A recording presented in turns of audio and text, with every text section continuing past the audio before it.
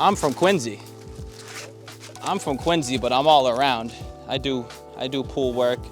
I've been to Maine, New Hampshire, Rhode Island, Connecticut, all around Mass. I opened a pool on the Vermont and New Hampshire border this year. I'm all around. It's a great job. Pools are awesome. I'm pretty quick with these openings when I have my guy with me. I get in the call real quick. So I'm gonna finish this pool opening in Weymouth, then I'm gonna come down to Plymouth and pick you up, all right? Set this base up first. So this is where the filter and the pump sit in. It's my saltwater generator.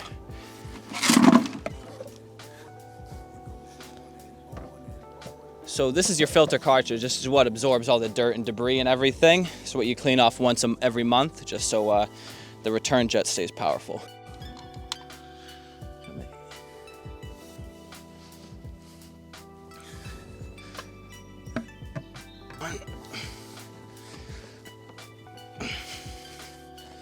Get the cover off the pool, add the chemicals. This is step one. You want to assemble this on your base.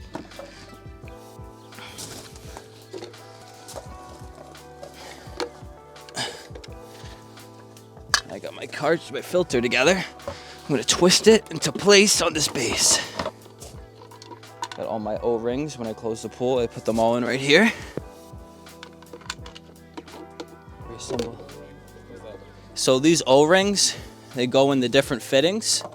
They stop it from leaking, so you don't need to re-put Teflon tape on every time you take these on and off. You can just keep the O-ring there to stop the leak. These tabs came out of the pump when I closed the pool. Drain all the water out, they're going back in.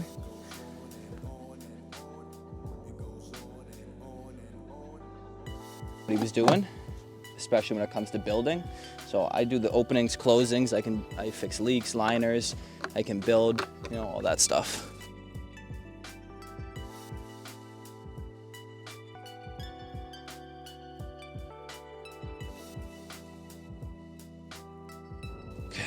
So that's all together. Pump's connected to the filter cartridge. Now what I have to do is connect the white hoses, the skimmer hose, the bottom drain hose, and the return hose all to this so the water can flow through, get cleaned, go right back in the pool.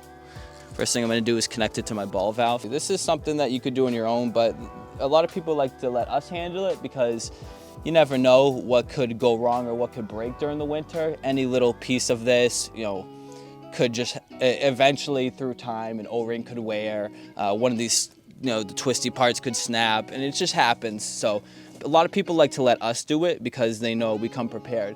So what I do is I connect the bottom drain because there's no way to block the bottom drain from in the pool. So once it goes below the water level, it's gonna start leaking. The skimmer in return can be plugged.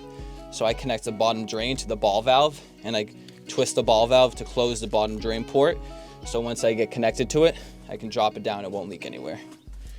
Allows you to put the ball valve on. Now see, if I twisted the ball valve onto here first, if I twisted that on first like this, and then I tried to cut the bottom drain and twist it on down here, the bottom drain would be leaking, get me soaked. So the trick is to twist it on high before it starts leaking, and then bring it down and I can block the leak. So this one, I can twist it right on. I'm gonna cut it down and twist it on.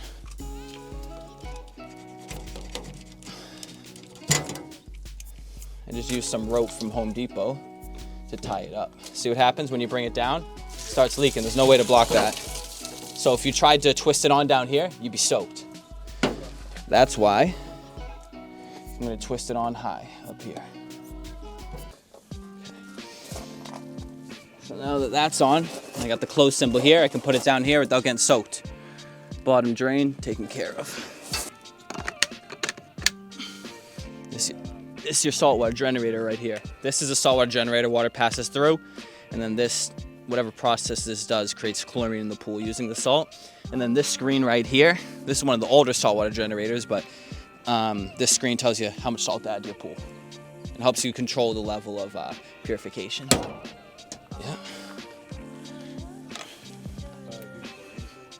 Yeah, so even though it's considered a saltwater pool, there is still chlorine in it.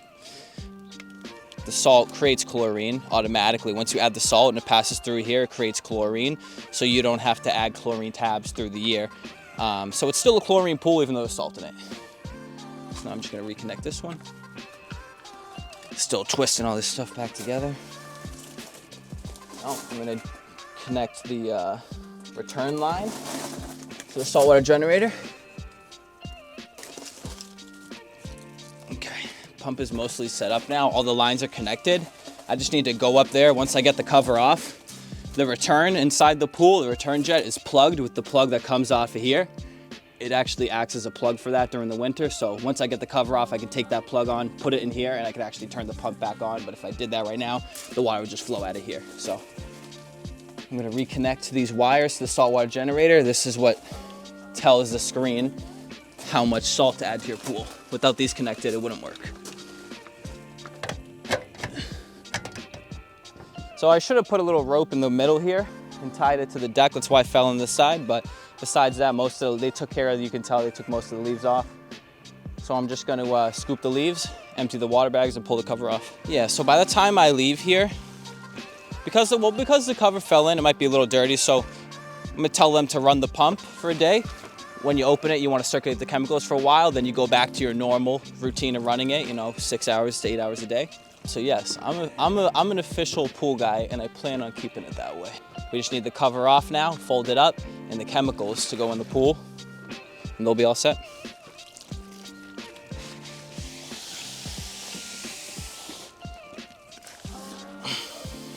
Got the water bag here. Pop these red tabs open, empty the water out. I usually leave them on the fence rail just to dry off for a bit, and if at the end they want me to fold them up, I do. These are like the weights, and they make them like these bags with water in them, so if they do fall in the pool, there's really no chance of them ripping the liner. Okay, leave these dry here for a bit. I'm gonna run down and cut the corners that are tied down. I'm gonna cut my corner, cut the rope off. I'm just cutting the rope that I used. I tied the corners down through these tabs with rope for the. I'm just cutting this rope off so I can actually pull the cover off now. I'll take this with me.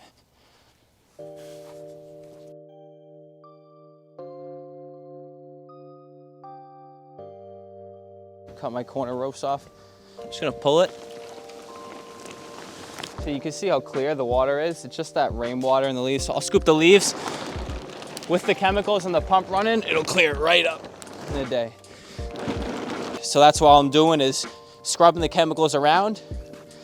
It just helps them dissolve so it doesn't bleach the liner. That's it. Because if you don't do this, the algae is just gonna be sitting at the ground too. But to be quite honest, this pool had no algae. It's just a little dirt from the pool cover. So this is the drain plug that plugs the return during this winter. This is what I was talking about. I'm going to take this out, put the fisheye back in. There we go.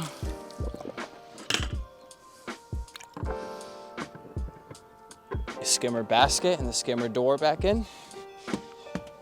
Some people don't take it out for the winter. I usually do.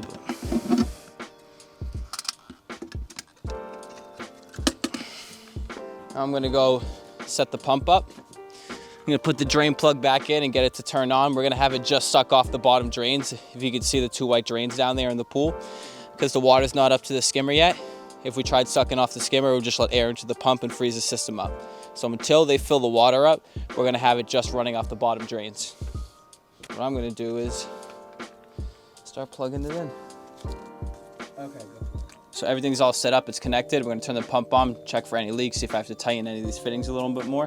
What I'm gonna do is, I can see one's dripping actually. What I'm gonna do is, I'm gonna open up the, see it's dripping. Now I have the bottom drain closed. I'm gonna open up the bottom drain and close the skimmer. So the water will come in from the pool on its own. Make sure everything's nice and tight, nothing's dripping. Okay. Some air out. I'm gonna let the air out, fill the pump up. I'm gonna turn it on. Let it fill the pump up, the filter up. Once you see water shoot out of here, you know we're nice and full. You can hear the rumble in the lines. That's just the air coming out. It might spray you a little bit. Oh, and that's how you know that this is full of air or water and all the air is out of it. Also, you can look at this top here, make sure there's no air bubbles in there. It almost looks completely clear, like there's no water in it. That's what you want it to look like. But like I was saying, I blocked the skimmer until they fill the water up, and they can just come over and open the skimmer back up. Now we're gonna get up there and add the chemicals so the water can clear up. Chlorine shock, water conditioner, pH increaser, all three of those. Oh, this one needs to be tightened, this one's dripping. I'm gonna cut open the chemicals, walk around the edge of the pool, sprinkle them in, and then use a scrubber brush like I got on my pool. Scrub them around. You don't want the chemicals to sit on the liner because chlorine shock will bleach the liner if it just doesn't dissolve. And I like to scrub it towards the bottom drains because on these kayak pools, a lot of other pools don't have bottom drains. Bottom drains will suck it right up, send it through the filter cartridge. You can wait until the water's, a day or two till the water's clear, and then add the salt. Let the shock do its job. We usually tell people run it for 6 hours a day maybe, but once you open it, just to get the water nice and clear, run it a little bit longer. Yeah, I normally tell people if the water's pretty dirty, run it like 24 hours, but then definitely go back to your usual, 6 hours a day. It'll be beautiful once it's ready. It'll be nice and crystal clear.